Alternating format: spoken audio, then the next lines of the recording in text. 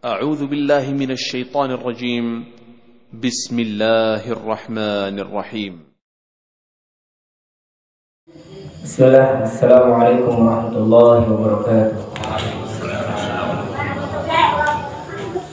إن الحمد لله نحمده ونستعينه ونستغفره ونعوذ بالله من شرور أنفسنا ومن سيئات أعمالنا. من يهده الله فلا مضل له ومن يضلل فلا هادي له.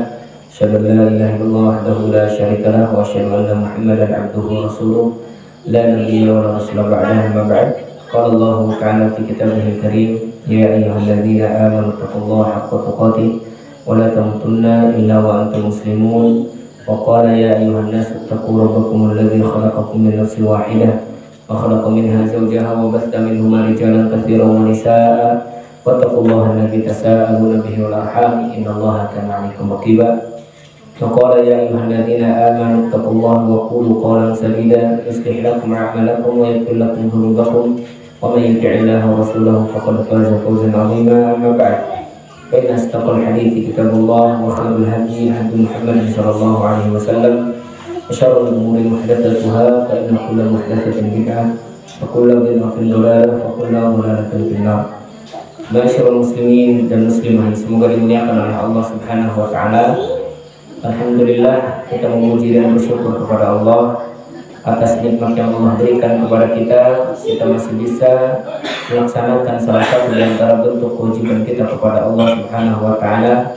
Salah satu di antaranya tadi kita telah melaksanakan sholat Isya. Alhamdulillah.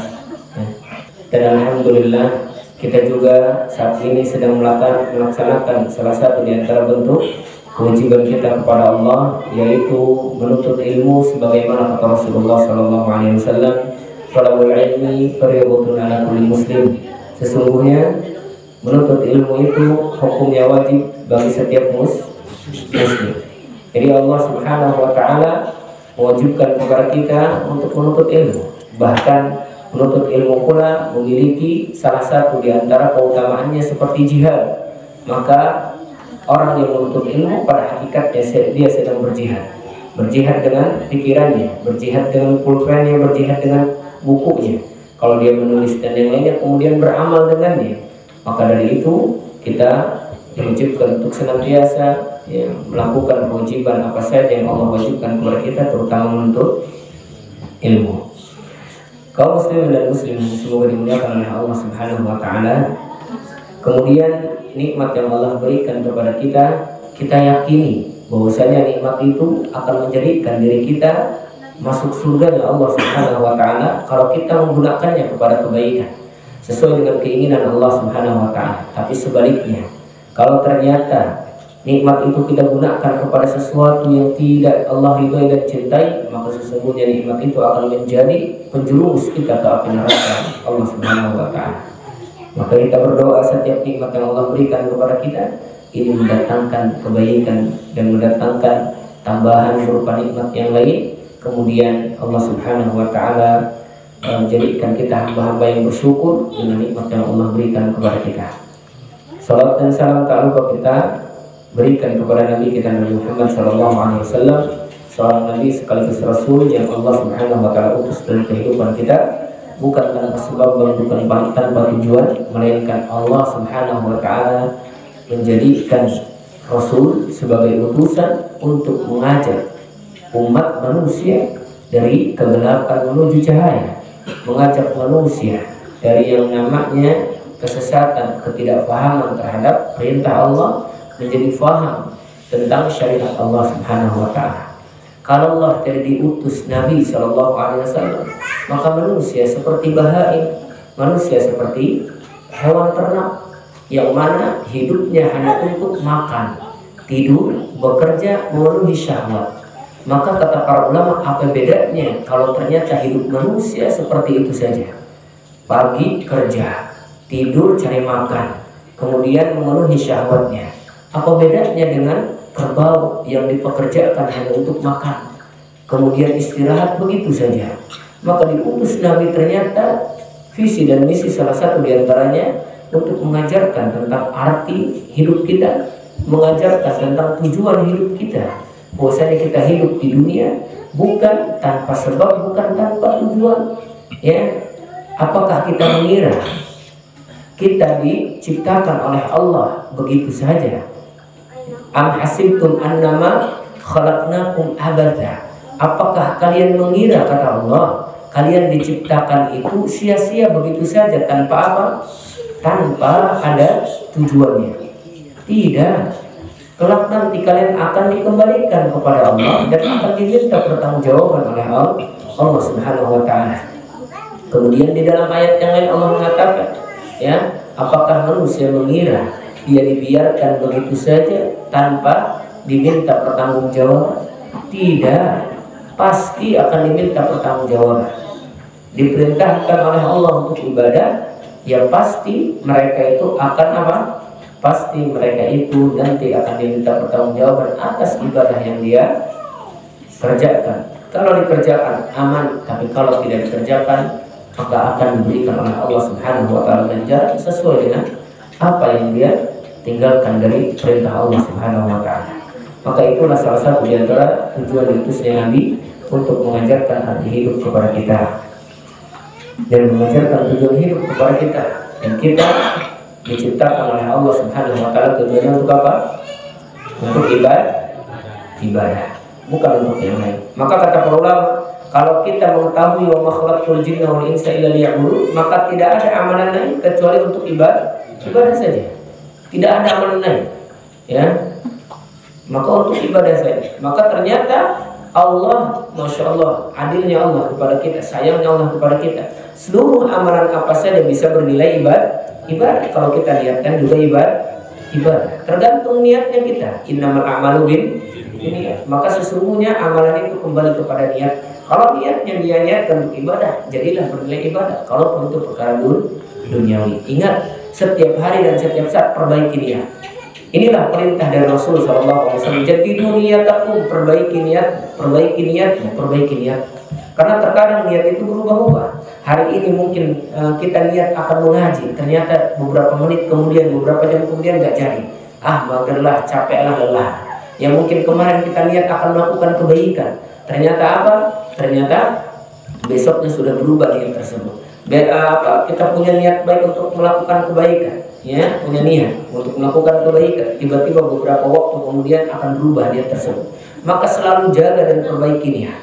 Kalau niatnya sudah bagus, jaga. Karena terkadang niat bagus sudah melakukan kebaikan, ternyata dalam hatinya ada perkara yang menyebabkan niat itu berubah. Misalkan sedekah yang dia udah ikhlas karena Allah, tiba-tiba ada sesuatu yang merubah niatnya. Ingin disebut dermawan, ingin disebut orang baik, ingin disebut ini dan itu. Ya, jadi banyak sekali perusak niat yang menjadikan amal kita juga nanti akan rusak. Maka terus perbaiki niat, perbaharui niat, karena niat itu cepat berubah. Bahkan kata para ulama, tidak ada perkara yang paling sulit aku jaga kecuali niat. Ya, sholat gampang bisa kita jaga, 5 waktu itu masya Allah. Ya, tapi niat berat untuk menjaga. Hari ini kita niat mau melakukan kebaikan, beberapa menit kemudian berubah itu niat. Ya, hari ini kita mau bersedekah, beberapa menit kemudian jadilah hemat. Hari ini misalkan kita niat ini dan itu, ternyata berubah lagi niat. Maka perkara yang paling sulit bukan ibadah yang biasa kita lakukan, haji umrah biasa, ya, tapi ternyata niat yang paling berat dan paling sulit untuk kita perbaiki. Kaum muslimin dan muslimin semoga dimuliakan oleh Allah Subhanahu wa taala. Seperti biasa jadwal pada umumnya di minggu ketiga insyaallah kita membahas tentang fikih, ya. Fikih atau pelajaran fikih yang akan kita pelajari pada malam hari ini tentang bab sujud sahwi, bab tentang sujud sahwi. Dan banyak sekali orang-orang yang di sini mungkin sering melalaikan sujud sahwi dan tidak tahu bagaimana tata caranya sujud sahwi dan tidak tahu apa penyebab sujud sahwi. Benar tidak? Nah, terkadang kita sholat, ternyata sholat kita di situ ada kesalahan. Kita bingung bagaimana nih kalau salah. Ternyata ada syariat yang namanya sujud sahwi. Bahkan di dalam pembahasan kitab fikih, ya, kalau di dalam tulisan Syekh kami, dia memisahkan antara sholat dengan sujud sahwi. Saking pentingnya sujud sahwi dipisahkan, ya, dari bab tentang sholat. Masih bab sholat maksudnya apa? Ditulisnya berbeda. Padahal kalaupun mau dibahas di sujud, ya. dibahas di sujud. Ada sujud tilawah, ada sujud ini, ada sujud itu. Tapi ternyata memiliki tempat yang berbeda daripada pembahasan tentang sujud. Saking pentingnya ini sujud. Karena kenapa? Karena sujud sahwi ini bisa berkaitan tentang diterima atau tidaknya sholat kita, sah atau tidaknya sholat kita. Ya, banyak orang-orang yang tidak tahu apa sujud sahwi, dan banyak orang-orang yang tidak tahu juga caranya sujud sahwi. Dan insya Allah kita akan bahas ya secara terperinci tentang sujud sahwi billahi ta'ala. Ya, babu sujud sahwi. Qala Syekhuna rahimahullah wa hafizahullah, Syekh kami mengatakan bab tentang sujud sahwi. Wa fihi thalathatu dhabit, dan di dalamnya ada 3 pembahasan poin, ada 3 poin pembahasan yang akan kita bahas. Yang pertama, ad-dhabitul awwal asbabuhu salasa. Penyebab sujud sahwi itu yang harus kita ketahui ada berapa? 3. Penyebab sujud sahwi ada 3. Yang pertama, naqsun, disebabkan karena kekurangan. Ya, yang kedua disebabkan karena ziyadah, karena bertambah. Dan yang ketiga disebabkan karena syak, ragu-ragu. Ini 3 penyebab utama adanya syariat sujud sahwi dalam sholat. Yang pertama tadi kenapa? Naqsul, kekurangan. Yang kedua ziyadah, tambahan di dalam sholat. Dan yang ketiga syak, ragu-ragu dalam sholat. Insya Allah nanti kita bahas terperinci satu persatu. Akan tetapi sebelum kita masuk ke pembahasan secara terperinci, kita bahas dulu apa sih sujud sahwi. Sujud itu ya berasal dari kalimat sajada yasjudu, sujudan, sujud. Ya, sujud apa? Meletakkan anggota badan yang paling tinggi ke tempat yang paling rendah. Maka sujud ini tidak boleh diberikan dan diperuntukkan kecuali hanya untuk Allah. Makanya kata Rasulullah SAW, lau annani amuran, ya kalau seandainya aku diperintahkan oleh Allah untuk manusia sujud kepada makhluk, maka yang paling utama makhluk sujud kepada makhluk yaitu siapa? Suami kepada istri kepada suaminya. Tapi maksudnya di sini bukan berarti bolehnya makhluk sujud kepada makhluk. Di sini menafikan, meniadakan tak boleh makhluk sujud kepada makhluk. Ini makan banyak yang manusia sampai sujud. Yang paling parahnya orang Islam ya di belahan bumi yang lain itu ada sampai sujud di depan kiai ustadz syekhnya, sampai sujud ini, sujudnya dari depan ke belakang. Na'udzubillah. Padahal Rasul sudah jelas mengatakan kalau seandainya aku memperbolehkan makhluk sujud kepada makhluk, ya maka yang paling utama sujud yaitu istri kepada suaminya. Di sini juga dalil bahwasanya suami memiliki kedudukan yang tinggi. Suami memiliki kedudukan yang tinggi. Maksudnya apa? Saking tingginya kalau seandainya Allah perintahkan sujud, yang paling utama harus disujudi yaitu siapa? Suaminya, bukan yang lain, bukan pejabat, bukan presiden, bukan siapapun, suaminya dulu. Ya, makanya kedudukan suami tinggi, taatnya menjadikan ibu-ibu masuk surga. Taatnya ibu-ibu kepada suami, ya dalam perkara kebaikan atau perkara mubah itu mendatangkan ya ridho dari Allah Subhanahu Wa Taala.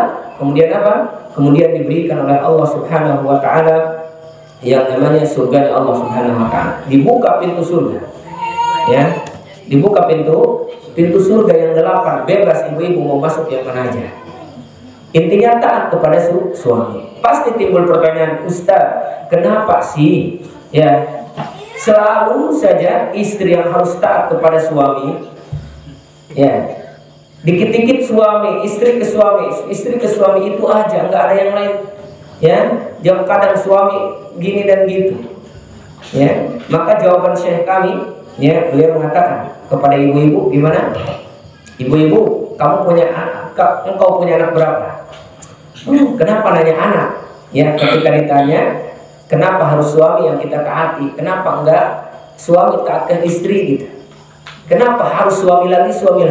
Kenapa sih istri itu harus ke suami aja? Ya, akhirnya saya mengatakan, kamu punya anak berapa? Jawab dulu. Punya anak berapa? Ya, punya anak 3. Ya. Ya. Punya anak 3, punya anak 4, punya anak 5, Masya Allah, luar biasa. Engkau wahai wanita, wahai istri, hanya diperintahkan untuk taat kepada satu laki-laki, tapi engkau ditaati oleh apa? Oleh anak-anakmu yang 3 atau yang 4. Lebih banyak mana?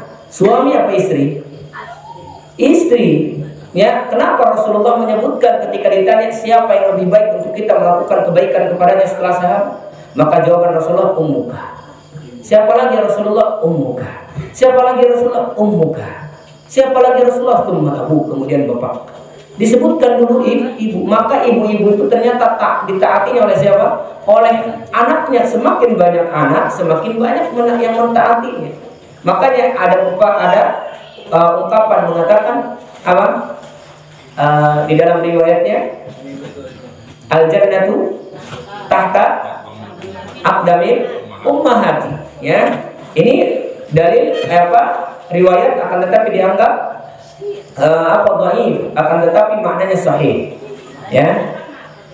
Maka di sini ternyata Ternyata di sini Allah Subhanahu wa taala memerintahkan istri taat kepada suami, tapi ternyata istri ditaati oleh sekian banyak anaknya. Semakin banyak anaknya, maka banyak yang mentaatinya. Kira-kira siapa yang lebih istimewa? Istri apa suami?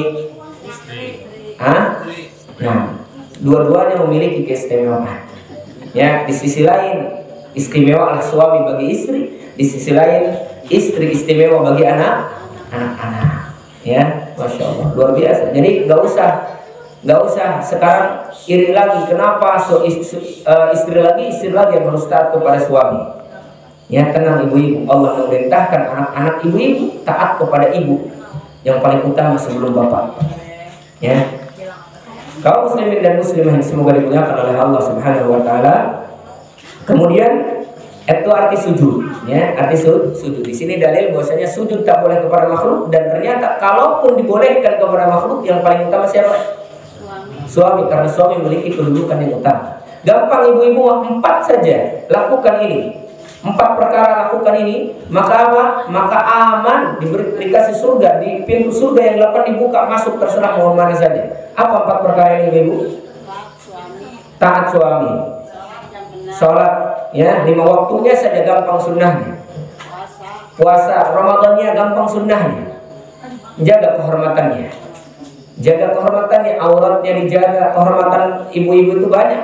Ya, salah satu diantaranya aurat. Jadi enggak kesana kemari itu enggak buka aurat, ditutup. Itu menjaga kehormatannya. Udah 4 ini saja. Gampang yang sunnah-sunnah. Yang wajibnya puasa, sholat, kemudian taat suami. Ya, taat suami itu perkara ma'ruf harus ditaati, benar-benar wajib. Kalau perkaranya perkara mubah, itu juga termasuk ketaatan.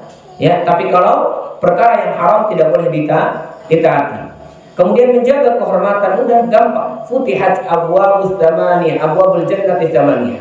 Dibukakan pintu surga yang 8. Yadkhuluha kaifa syaa. Masuk surga terserah mau pintu mana saja. Itu gampang.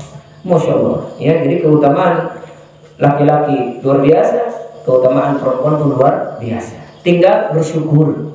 Ya, ketika diberikan oleh Allah kedudukannya sebagai perempuan, maka lakukanlah kedudukannya sebagai perempuan. Laki-laki pun demikian.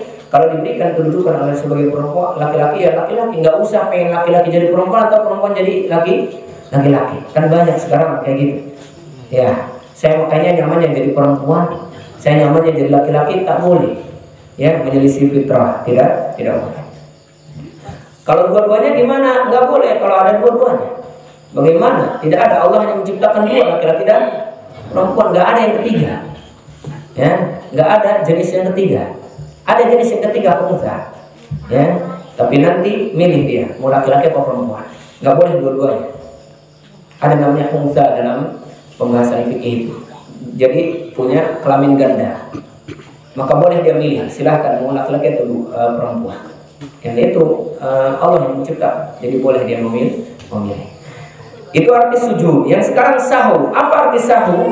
As-sahu artinya nisyan wal ghaflah. Nah, sahu itu artinya yaitu lupa dan lalai. Itu sahu. Poho sekurang lalai ketika sholat Allahu Akbar. Poho. Makanya sholat itu mengingatkan yang lupa dan melupakan yang teringat. Ya, Allahu Akbar. Sesuatu yang kita lupakan ketika sebelum sholat, dalam sholat mengingat, astagfirullah, duit yang orang disenta, nah, tadi mau dicari-cari susah itu. Sekarang baru ingat lagi sholat. Yang kita ingat tadi dalam sholat terlupakan. Allahu Akbar, alhamdulillahirabbil alamin. Ujung-ujungnya waladhdallin langsung. Yang tadinya ingat jadi lupa. Yang harusnya setelah baca surat ruku, ya ingat dia, tiba-tiba jadi sujud. Makanya sholat itu mengingatkan yang terlupa dan yang melupakan yang dia ingat. Ya, maka sahwi artinya lupa atau lalai atau hilangnya hati dalam sholat, ya, dari sesuatu yang dia ketahui. Jadi hilang sebentar tuh. Ini ya apa? Kesadarannya dari perkara sholat itu, maka namanya sahwu, ya, atau artinya lupa. Sahwu artinya lupa, ya. Ma asbabuhu, apa sebabnya? Sebabnya ada 3. Yang pertama apa tadi? Nuqsan, kekurangan. Apa arti nuqsan, kekurangan? Contohnya apa? Contoh, kalau dia kurang dalam sholatnya yang wajib. Wajib dalam sholat itu apa? Tahiyatul awal, kemudian bacaan dalam sujud, ya, atau bacaan ketika bangun iktidal, atau bacaan-bacaan yang lainnya, ya, itu wajib dalam sholat. Kalau misalkan itu kurang, tidak dibaca atau tidak dilakukan, maka diwajibkan sujud sahwi. Atau bertambah itu seperti apa contohnya? Contohnya harusnya sholat 2 rakaat, dia jadi 3 rakaat. Harusnya 3 rakaat jadi 4 rakaat. Harusnya 4 rakaat jadi 5 rakaat, bertambah. Entah bertambahnya itu di dalam rukunya, bukan rakaatnya saja. Ruku misalkan dia 2 kali melakukan ruku, atau sujudnya bertambah jadi 4 sujud misalkan, maka itu juga bertambah, maka sujud sahwi. Atau ragu-ragu dia, Allahu Akbar, saya ragu, saya sholat berapa rakaat? 2 apa 3? 4 apa 5? Ada 5 gitu. Apa 3 atau 4 misalkan, ragu dia, maka di situ dianjurkan sujud sahwi. Kita bahas satu-satu bagaimana kalau kurang, kapan sujud sahwinya. Intinya 3 sebabnya apa? Kurang, lebih, ragu-ragu. Itu penyebab awal, ya, kita melakukan sujud sahwi. Lalu kapan dilakukan sujud sahwi? Cara melakukan sujud sahwi ada 2. Dilakukan sebelum salam, dilakukan setelah salam. Kapan dilakukan sebelum salam? Kapan dilakukan setelah salam? Ana yakin sebagian di sini atau mungkin rata-rata di sini nggak tahu bagaimana cara melakukan sujud sahwi. Benar tidak? Berapa kali sujud sahwi?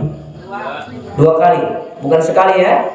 Bukan 1 kali sujud, tapi 2 kali sujud. Jadi kita bahas terperinci kapan sebelum salam dan kapan sesudah salam. Yang pertama, kalau misalkan di dalam sholat kita ada kekurangan, maka kekurangan itu dibagi menjadi 3. Pertama, kalau ada bor enak dibuat rinciannya, ya. PR kita bor padi. Kalau misalkan apa? Kalau misalkan kurang, maka kurang itu dibuat 3 keadaan. Kurang apa? Kurang wajib. Kurang apa lagi? Kurang rukun. Kurang apa lagi? Kurang sunnah misalnya. Baik, kalau misalkan kurangnya kurang wajib, apa contohnya kurang wajib? Contohnya kurang wajib itu tahiyatul awal. Kalau seandainya dia lupa di tahiyatul awal, ya, maka kaidahnya perhatikan, man taraka wajiban wa fata mahalluhu. Siapa yang meninggalkan wajib dalam sholat, kemudian dia melewati tempatnya, wa sujuduhu qabla salam, maka sujudnya kapan? Sebelum salam. Contoh, ya. Contoh misalkan harusnya dia apa? Harusnya di tahiyatul awal setelah sujud. Ya. Ini sujud kedua, rakaat kedua. Allahu Akbar, harusnya tahiyat. Tapi ternyata dia langsung berdiri. Allahu Akbar. Kalau sudah berdiri sempurna, berarti kan apa? Sudah keluar dari tempat dia tahiyat. Ya, maka kalau sudah seperti ini tidak boleh kembali duduk, kemudian apa? Lanjutkan sholat, dan itu meninggalkan wajib dalam sholat, maka kekuranganlah jadinya dalam sholat. Maka sujudnya kapan? Maka sujudnya sebelum salam. Jadi kalau udah beres ini rakaat berapa? Rakaat ketiga ya. Maka kalau kita sudah rakaat ketiga bangun lagi, berarti bangunnya 3 kali. Rakaat pertama, rakaat kedua, rakaat ketiga. Iya benar, nggak jadi masalah. Kemudian apa? Setelah tahiyat akhir, barulah nanti kita misalkan 4 rakaat misalkan ya. Baru setelah setelah tahiyat beres, baca doa, baru kemudian apa? Kemudian sujud 2 kali, Allahu Akbar, ya. Kemudian angkat lagi. Kemudian 2 kali, Allahu Akbar. Kemudian angkat lagi. Kemudian apa? Assalamualaikum warahmatullahi wabarakatuh. Itu kalau misalkan kurang wajib. Bisa difahami insyaallah. Sujudnya itu baca apa? Hah? Sujud baca apa? Maka tidak ada bacaan khusus di sini. Boleh baca Subhana Rabbiyal A'la. Subhana Rabbiyal A'la. Boleh pakai Rabbing Fili atau tidak pun tak jadi masalah, karena tidak ada bacaan khusus di dalamnya. Ya, tidak ada bacaan khusus ya. Duduk di antara 2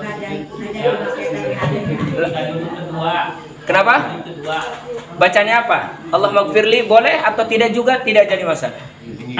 Ya. Ikutin yang wajib biasa. Atau tidak baca juga tak jadi masalah, karena tidak ada bacaan khusus. Itu kekurangan wajib. Atau kekurangan wajibnya misal ketika dia ketika dia bangun dari ruku, ini wajib juga ya, ucapan sami Allahu liman hamidah.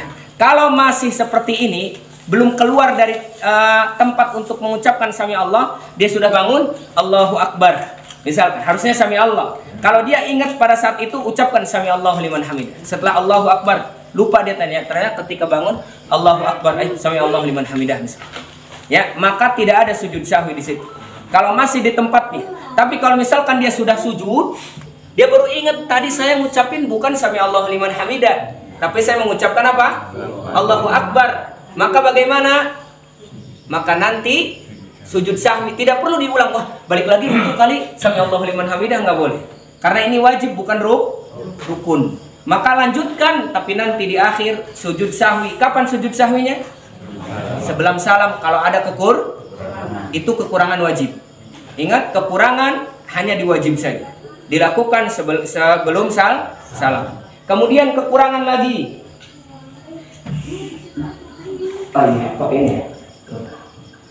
Kemudian kekurangan, dan kekurangan juga ada yang selanjutnya, kekurangan rukun. Ini masih bicara kurang naqsun.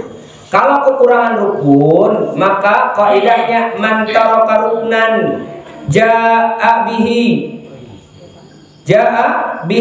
bima ba'dahu. Kalau misalkan kita meninggalkan kekurangan rukun, maka harus didatangi, tidak boleh ditinggalkan seperti kurangnya wajib tadi.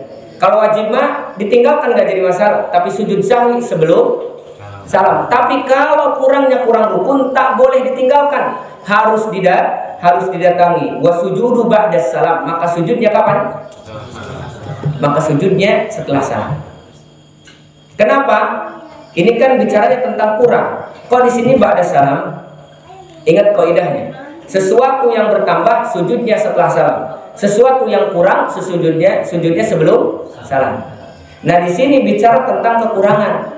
Kenapa kok di sini kekurangan rukun sujudnya setelah salam bukan sebelum salam? Kenapa? Karena mengulang. Kalau mengulang berarti kita menambah rukun. Contoh lagi. Kalau nih ada ini ya. Agak geser sedikit aja kali. Ini enggak. Jadi putar aja biar enggak. Contoh, kalau misalkan kekurangan rukun, ya. Kalau misalkan kekurangan rukun, ya, contoh setelah baca surat kita langsung sujud. Allahu Akbar. Kita ingat misalkan, entah ingatnya ketika sujud atau di rakaat kedua tadi kita nggak sujud, nggak ruku misalkan di rakaat pertama, ya, maka harus didatangi, tak boleh ditinggalkan. Atau kita sedang sujud, contohnya Allahu Akbar, ingat bahwasanya kita belum ruku, balik lagi, ya, langsung dia ruku, balik lagi, kemudian sami Allahu liman hamidah lagi, kemudian baru sujud, ya.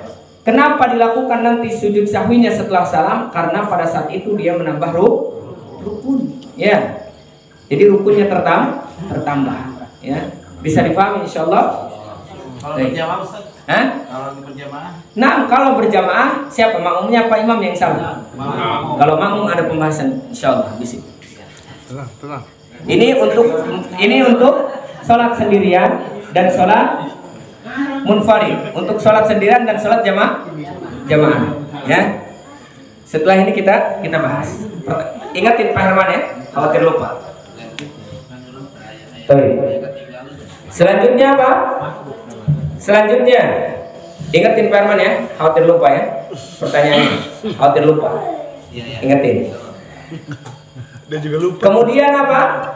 Ini masih bicara kurang. Kalau misalkan kurang sunnah, boleh tidak kita melakukan sujud sahwi perkara sunnah dalam sholat? Boleh tidak? Boleh, dengan syarat dua.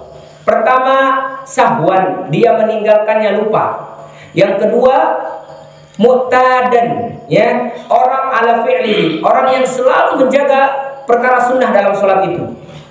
Kalau yang sengaja meninggalkan sunnah enggak ada sujud sahwi, karena memang nggak mau dia. Dan kalaupun nggak dikerjakan nggak jadi masalah. Ini mah orang yang biasa mengerjakan. Makanya kenapa Imam Syafi'i mengatakan apa? Kalau dia lupa sujud, kalau dia lupa kunut, harus sujud sahwi. Kenapa? Karena Imam Syafi'i menjadikan perkara itu sebagai apa? Kewajiban bagi dirinya dalam mazhab Syafi'i. Maka kalau tertinggal apa? Kunut bukan sengaja, tapi tidak sengaja, ingat ya. Tidak sengaja. Syaratnya tidak sengaja, maka sujud sahwi. Dan syaratnya sering melakukan sunnah itu. Kalau nggak sering membuat apa? Contoh apa biasanya? Sunnahnya, contoh dia apa? Membaca surah. Surah itu kan apa? Membaca surat sunnah. Tapi karena sering dibaca oleh dia, tiba-tiba setelah Fatihah langsung lupa. Astagfirullah, saya nggak baca tadi. Ya, maka hak bagi dirinya boleh sujud sahwi. Kalau dia memang melakukan itu terus-menerus. Kenapa? Karena kalau misalkan ngapain sunnah ada sujud sahwi? Menurut kalian yang mungkin biasa saja dengan sujud sahwi, menurut dia yang sering menjaganya kekurangan, ya, maka boleh dia sujud sahwi. Bisa difahami insyaallah? Maka kapan? Sebelum salam. Kenapa? Karena kurang. Ingat, kurang sunnah, kurang wajib sebelum. Tapi kalau kurangnya kurang rukun sesudah salam. Kenapa? Karena ketika kita kurang rukun, harus kembali mengambil rukun tersebut, kemudian kita melakukan perkara yang sudah kita lakukan lagi. Jadi nambah rukunnya di situ. Ya, bisa difahami insyaallah. Baik. Kalau misalkan kita di rakaat pertama lupa, misalkan sujud di rakaat pertama cuma sekali, ingat-ingat di rakaat ketiga. Bagaimana caranya? Ikhtilaf para ulama. Ada yang mengatakan rakaat pertama anggap tidak rakaat pertama tidak dianggap. Tapi ada yang mengatakan balik lagi dia ke rakaat pertama, kemudian lakukan lagi. Ya. Jadi seperti itu. Baik. Kemudian yang selanjutnya apa? Sini harus rada apa? Rada cenghar sedetik, ngantuk sedetik, beda ya. Salah. Ada Pak Herman. Salah paham.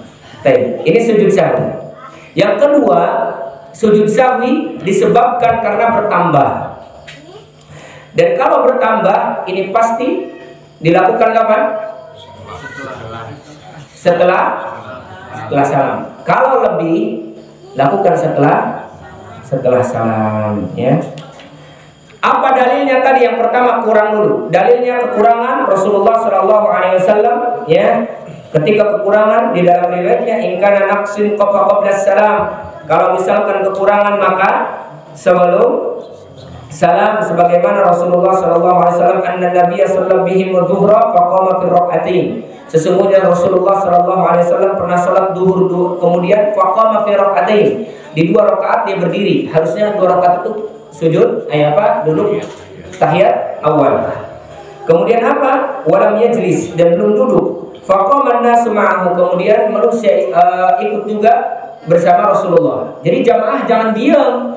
Nah, ini apa harus kita ketahui. Kalau imam misalkan berdiri di tahiyat, kalau imam berdiri di tahiyat awal, kalau sudah berdiri, subhanallah, nggak balik lagi, jangan duduk kita.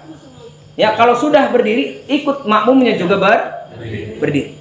Ya, jadi kalau misalkan imam setelah sujud, saking semangatnya mungkin atau lupa ya, Allahu Akbar misalkan langsung berdiri, ya, langsung berdiri ini misal. Kalau kita melihat imam sudah berdiri seperti ini, maka jangan subhanallah, subhanallah, udah jangan, ya, atau diam aja misalkan duduk, jangan. Lalu bagaimana caranya? Ikuti imam, ya, ikuti imam, karena di dalam hadis Rasulullah SAW yaitu apa? Yaitu Rasulullah SAW pernah sholat zuhur, kemudian di rakaat kedua Rasulullah berdiri, kemudian faqama ma'ahun nas, maka manusia di belakangnya pun ikut apa? Berdiri. Kemudian Rasulullah SAW mengatakan apa? Rasulullah SAW mengatakan bahwasanya hatta idza qada salatuhu wa antadhara nasu taslimahu kabbarahu jalisun. Kemudian setelah Rasulullah SAW mau di akhir salatnya di rakaat keempat, Rasulullah SAW duduk untuk tasyahud akhir, kemudian sebelum salam beliau sujud. Kemudian kata Rasulullah SAW, siapa ya yang bangun dari rakaatain, kemudian apa? Sudah sempurna berdirinya, fala yajlis, jangan duduk. Kalau sudah sempurna berdirinya, maka tidak boleh duduk. Kalau belum sempurna baru Allahu Akbar subhanallah misal, baru boleh duduk dan tidak ada sujud sahwi. Kenapa? Karena masih ada di tempat itu, masih ada di posisinya. Ya. Jadi kalau bangunnya belum sempurna, masih seperti ini misalkan, subhanallah misalkan, duduk lagi dia. Tapi kalau berdirinya sudah tegak, maka kalau kita subhanallah tidak duduk berarti bagus, imamnya paham. Makanya yang jadi imam tuh harus paham. Kalau nggak paham nantinya riwuh. Ya, wih, cak imam si gaulin amat sholat. Padahal mah karena memang nggak paham hukum sholat. Ya. Nah, imam makmum. Yang jadi masalah makmum yang ngerti, imam nggak ngerti. Ya, makmum udah ikut berdiri, imamnya duduk lagi. Ya, itu bingung. Baik. Kemudian itu dalil yang pertama. Sekarang masuk ke mana? Masuk ke tambah sujud sahwi disebabkan karena bertambahnya gerakan dalam sholat, entah itu ucapan atau perbuatan. Ingat, bertambah itu entah itu ucapan dalam sholat atau perbuatan. Ya. Contohnya apa? Kalau misalkan bertambahnya ucapan, kalau bertambah ucapannya itu disengaja, tidak ada sujud sahwi. Ingat, sujud sahwi itu disebabkan karena apa? Lupa, namanya sahwi itu lupa. Ya, kalau dilakukannya bertambah rukunnya disebabkan karena sengaja, enggak bertambah. Apa? Enggak sujud sahwi. Contoh, baca Al-Fatihah 2 kali. Ya, itu rukun disengaja dia baca. Maka apa? Maka tidak ada sujud, tidak ada sujud, dan boleh kalau bacaan. Maka kata para ulama kaidahnya, ya, kaidah kata para ulama, wa tubtilus sholati tiqrar ruknil fi'li la qawli. Sesungguhnya batal sholat kalau misalkan menambah rukun fi'li, rukun yang sifatnya perbuatan disengaja, maka batal sholatnya. Tapi kalau ucapan seperti apa tadi? Al-Fatihah, ya, atau tasyahud, tahiyat, salawat kepada Nabi, rukun. Kalau diulang-ulang tidak membatalkan sholat walaupun sengaja. Kalau dia lupa, barulah dia sujud sahwi setelah salam. Tapi kalau misalkan perbuatan yang tambah, kalau misalkan disengaja, maka tidak ada sujud sahwi, batal sholatnya. Contoh, rukunya harusnya sekali, Allahu Akbar, tapi dia sami Allahu liman hamidah, ruku lagi, Allahu Akbar, batal sholatnya kalau dia sengaja. Tapi kalau dia tidak sengaja, contoh, ya, Allahu Akbar, sami Allahu liman hamidah, dia ingat ini mau ruku apa mau sujud ya, akhirnya dia ruku misal 2 kali atau sekali, 2 kali dia, maka kalau lupa sujud sahwi. Karena dia menambah rukun, yaitu ruku 2 kali. Kapan rukunya, sujud sahwinya? Setelah salam, ya. Atau sujudnya misalkan 4 kali. Jadi sujudnya 4 kali dia misalkan. Bukan disengaja, ingat, bukan disengaja. Kalau sengaja bagaimana hukumnya? Batal sholatnya. Kalau menambah gerakan tapi sengaja, batal sholatnya. Tapi kalau nggak sengaja 4 rakaat, maka sujud sahwi kapan? Setelah salam. Ingat, bertambah rukun pasti di situ apa? Sujudnya sahwinya setelah salam. Jadi setelah salam, contoh ya, assalamualaikum warahmatullahi wabarakatuh. Ya, kemudian kita sujud. Ya, Allahu Akbar, Allahu Akbar. Ya, Allahu Akbar, Allahu Akbar. Kemudian salam. Assalamualaikum. Salamnya 2 kali. Bisa dipahami, Ibu? Nanti kita bahas. Ya, kenapa sebelum, kenapa sesudah? Ternyata ini ada ada dalil yang menyebutkan tentang ini secara secara naluriyah, ya. Secara teorinya ini menjadikan sujud itu kenapa dilakukan sebelum dan sesudah. Ya. Baik. Apa dalilnya? Dalilnya Rasulullah Shallallahu Alaihi Wasallam dalam hadis Abu Hurairah radhiyallahu taala anhu, diriwayatkan oleh Imam Bukhari dan Muslim, bahwasanya Rasulullah Shallallahu Alaihi Wasallam sallan nabiyyu ihda salatai asyi rakaataini thumma sallama. Rasulullah Shallallahu Alaihi Wasallam pernah sholat, ya, antara asar kalau enggak zuhur. Kemudian di 2 rakaat langsung salam, assalamualaikum. Tsumma qama ila khashabihi fi muqaddimatil masjid. Kemudian keluar Rasulullah, duduk di tempat nyendernya. Rasulullah punya tempat nyender di masjid. Ya, ada base campnya. Jadi tempat ternyaman Rasul dipilih ada di situ, tiang yang biasa nyender Rasulullah di situ. Langsung setelah salam 2 rakaat tadi, zuhur atau asar, ya, langsung keluar nyender di situ. Kemudian apa? Fawadha yadahu alaihi. Kemudian Rasulullah menyimpan tangannya wa fi qaumi Abu Bakr wa Umar. Dan ketika Rasulullah salam tadi setelah sholat cuma 2 rakaat zuhur atau asar, di dalamnya itu ada Abu Bakar, ada Umar, dan Abu Bakar dan Umar tidak berani bertanya kepada Rasul. Karena pada saat itu Rasulullah sedang seolah-olah ada sesuatu yang mengganjal dalam hatinya. Karena Rasulullah memegang tangannya seperti ini, seolah-olah sedang kesal. Ya, fahaba an yukallimahu, maka khawatir untuk mengajak bicara siapa? Rasulullah, Abu Bakar dan Umar, padahal sahabat terdekat. Wa kharaja sur'anan nas, kemudian manusia keluar semuanya. Faqala, kemudian ada yang mengatakan kepada beliau ketika Rasulullah keluar, manusia ngomong, ini sholat di kosor apa gimana ya? Kata sahabat, nggak berani bertanya kepada Rasul, saling bertanya aja satu sama lain. Ya.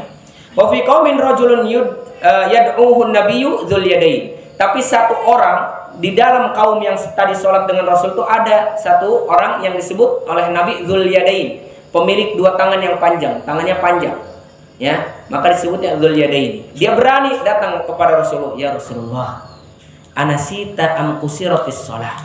Wahai Rasulullah, engkau lupa apa memang sholat dikosor? Kata dzul yadain ini, faqala lam ansa wa lam tuqsir. Lam tuqsor. Aku enggak lupa dan enggak dikosor. Maksudnya yang dilakukan oleh Rasulullah itu bukan karena lupa dia, karena memang Rasulullah mengiranya sudah 4 rakaat dan bukan dikosor. Ya. Faqala bala, apakah benar? Kata Rasulullah, qad nasid ya Rasulullah, engkau telah lupa. Kenapa? Ya, fa shalla raka'ataini, engkau salat 2 rakaat. Kemudian Rasulullah langsung masuk ke dalam dan bertanya kepada manusia yang masih ada di situ. Wahai sahabat, ya, apakah benar aku tadi sholat 2 rakaat? Naam ya Rasulullah, benar ya Rasulullah, engkau sholat 2 rakaat. Kemudian apa? Tsumma shalla raka'atain. Kemudian Rasulullah sholat nambah 2 rakaat. Tsumma sallama tsumma sajada. Kemudian setelah 2 rakaat beres, salam. Setelah salam apa? Sujud. Ya. Kemudian mengangkat tangannya, kemudian bertakbir dan sujud kembali. Kemudian setelah sujud 2 kali agak panjang di situ. Kemudian apa? Kemudian Rasulullah SAW mengangkat kembali kepalanya, kemudian salam kembali. Maka di sini summa sallama sajadataini summa sallama. Jadi setelah salam sujud 2 kali, salam lagi. Di sini dalil bahwasanya apa yang menjadikan dalil di sini? dalil ayat ini. Rasulullah kan sholat dari 2 rakaat, ditambah lagi 2 rakaat. Kurang apa lebih itu? Kurang apa lebih? Pas. Adalah kenapa dilakukannya setelah salam sujudnya? Tadi kan faedahnya kalau bertambah setelah salam, kalau kurang sebelum salam. Apa yang menjadikan bertambah di sini? Karena salam tadi. Karena kenapa? Karena di 2 rakaat dia salam dan termasuk rukun yaitu salam. Dan salamnya pada sholat itu berapa? 2 kali. Bertambah apa berkurang? Tambah rukun yaitu salam. Sahih? Benar ya. Berarti sujudnya kapan? Sahwihnya setelah salam. Ya.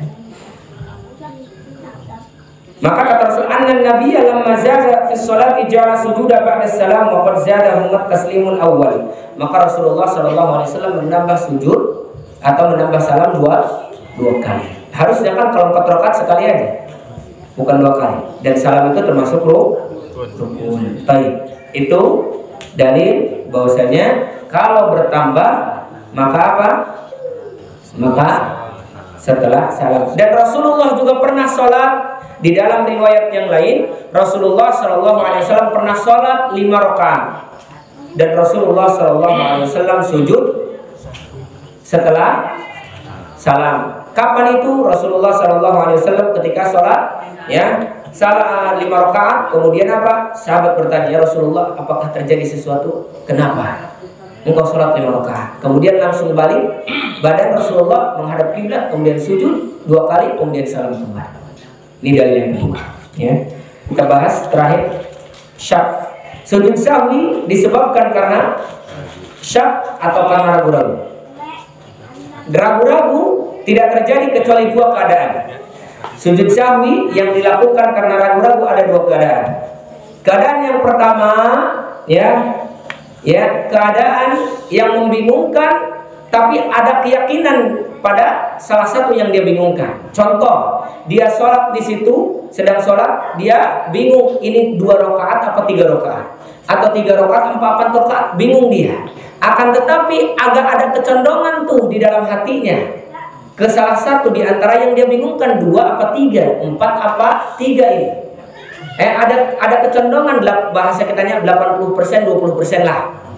Ya, contoh kalau 20% misalkan 3, 80% 4. Kalau nggak salah ini saya ke 4. Maka apa? Yakini itu berapa? 4 rakaat. 4 rakaat karena 80% 20%. Jadi ragunya ada keyakinan, cuman ragu-ragu doang. Ya, cuman ragu doang. Ya, karena yakin, tapi saya yakin ini 4 rakaat. Ya. Cuman 20% ini 3 rakaat doang. Jadi keraguan, ya. Jadi akhirnya apa? Fatahar raswab, maka ambillah yang menurut kamu itu benar.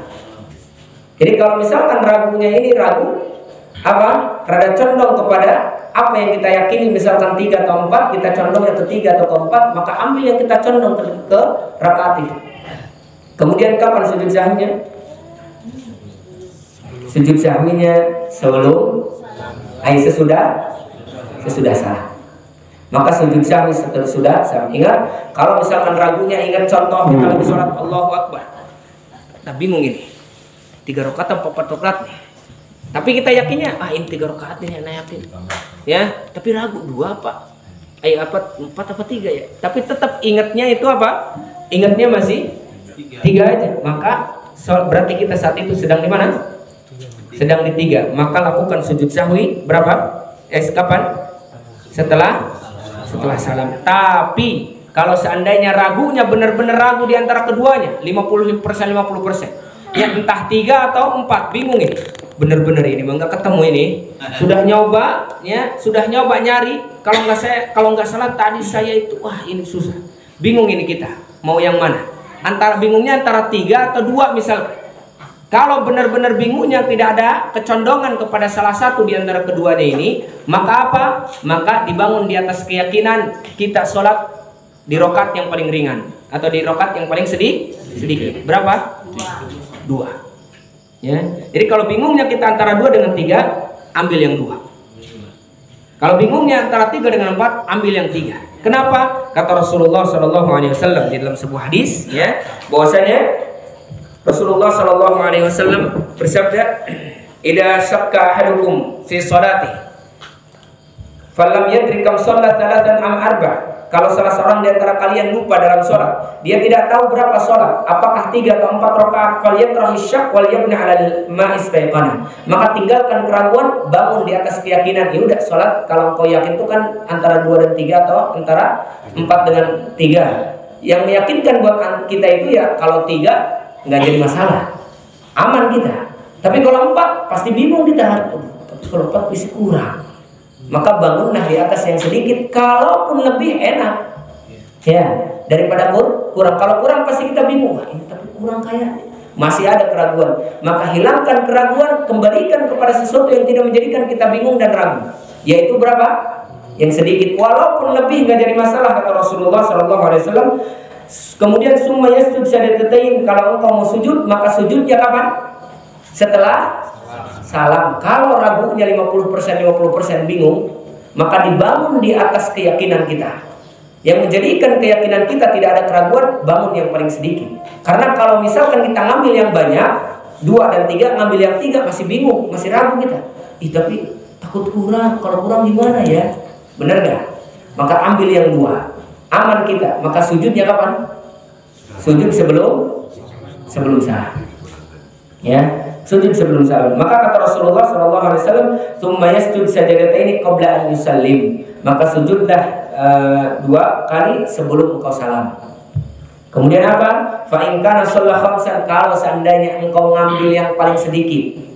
Ya, kalau seandainya sholatnya kelebihan, kita ngambil sedikit padahal sudah pas, misalkan sudah 3, misalkan kita ngambil yang 2. Kalau seandainya kamu ngambil yang sedikit kemudian ternyata sholatnya lebih jadi 5, ya, syaf'an lahu sholatuhu, maka sujud sahwi itu menggenapkan sholat yang 5 rakaat tadi. Kalau seandainya sholat pas, kita benar nih ngambil 2, yang paling kecil ternyata pas benar sholatnya, maka apa? Kanat targhiman lisyayatin, maka ini penghinaan untuk syaitan. Syaitan ente mau menyalahkan saya dalam sholat, mau menjadikan sholat saya kurang, ternyata pas. Ya, jadi apa? Jadi penghinaan untuk syaitan. Bisa dipahami insyaallah.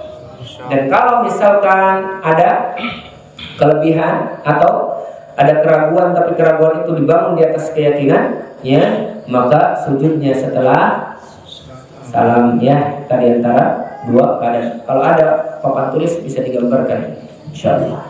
Kemudian apa lagi? Itu 3 penyebab sujud sahwi kapan? Kurang, lebih, ragu. Kalau misalkan kurang, ya, itu sujudnya kapan? Sebelum salam, ya. Kalau kurangnya kurang rukun, maka sujudnya setelah salam, ya. Jadi kurangnya kurang wajib dan kurang sunnah sebelum salam. Tapi kalau misalnya kurangnya kurang rukun setelah salam. Yang kedua, ziyadah, bertambah rukun, ya, atau pekerjaan dalam sholat, ya, maka apa? Maka dilakukan setelah salam. Dan kalau ragu-ragu, ada yang sebelum, ada yang sesudah salam. Kapan sebelum? Sebelum itu ketika memang ragunya 50%. Kita berusaha membangun di atas rakaat yang paling sedikit, kemudian salam, sujud sebelum salam. Dan kalau misalkan kita ada keyakinan kepada salah satu di antara keduanya, maka sujudnya kapan? Setelah salam. Ya, wallahu ta'ala a'lam bishawab. Kemudian pertanyaan tadi, sujud sahwi ya yajburu wal wajib was sunnah wala yajburu ruknan. Sujud sahwi itu bisa nambal yang wajib dan sunnah, tapi tidak bisa menambal rukun. Ingat, makanya wajib itu bisa ditinggalkan, bisa ditutupi dengan sujud sahwi. Wajib dan sunnah bisa ditinggalkan, nggak usah didatangi. Ya, jadi nggak usah diulang. Jadi kalau tertinggal oleh kita wajib ataupun sunnah, nggak usah diulangi. Kan ada yang lupa, ya. Misalkan lupa, misalkan sunnah. Misalkan kalau Imam Syafi'i kunut. Kalau dia lupa langsung sujud, nggak usah bangun lagi Allahumma hdina fiman hadait. Kalau dia lupa, apa yang harus dilakukan? Sujud sahwi, jangan balik lagi. Ada nggak yang balik lagi? Biasanya rata-rata banyak. Karena kenapa? Karena ketidaktahuan tentang apa? Tentang perkara sujud sahwi. Jadi kalau misalkan lupa dalam perkara itu, nggak usah balik lagi, namanya sunnah. Dan bisa ditinggalkan tapi bisa ditutupi dengan sujud sahwi. Tapi kalau rukun tidak bisa ditinggalkan, harus didatangi. Ustaz, saya lupa sujud dalam sholat. Nggak apa-apa kali ya, jangan, nggak apa-apa, batal sholatnya udah. Ya, sujud harus didatangi, kemudian sujud sahwi. Ya, jadi sujud sahwi hanya bisa nambah yang wajib dan yang sunnah, tapi yang rukun tak bisa ditambah, tapi apa? Tapi didatangi kemudian sujud sahwi untuk menutupi kecacatan dan kesalahan di dalam sholat. Baik. Yang selanjutnya apa? Faidah. La sujuda ala man saha fi sholati khalfal imam. Tidak ada sujud sahwi bagi makmum yang di belakang imam. Ya. Jadi kalau misalkan annal ma'mum idza sakhal fal imam fa innal imam yatahammalu sahwa anhu bi ijma'i ahlul ilm. Maka ijma' para ulama, kalau misalkan makmum yang salah, maka tidak ada sujud sahwi bagi dia. Ya. Jadi enggak ada sujud sahwi bagi diri. Karena kenapa? Karena sudah ditanggung oleh imam. Contoh, ya. Contoh dia apa? Allah baca surat, harusnya ruku, dia malah sujud misalkan. Ya, maka apa? Maka kalau misalkan dia bisa kembali ruku, tapi kesalahannya tadi tidak menjadikan dia harus sujud sahwi, atau mungkin dia kekurangan sujud misal, maka apa? Maka ditanggung, sepakat para ulama, ditanggung oleh imam. Jadi enggak sendirian sujud sahwi, ya, tidak sendirian sujud sahwi. Akan tetapi kalau bisa mampu masih bisa dia datang. Ya, jadi kesalahan makmum tidak mengharuskan dia sujud sahwi.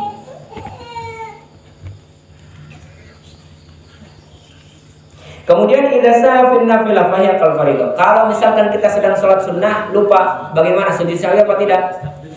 Nah, pertanyaan kita. Sholat sunnah lupa, kan biasanya rata-rata lupanya di sholat sunnah. Sujud sahwi apa tidak?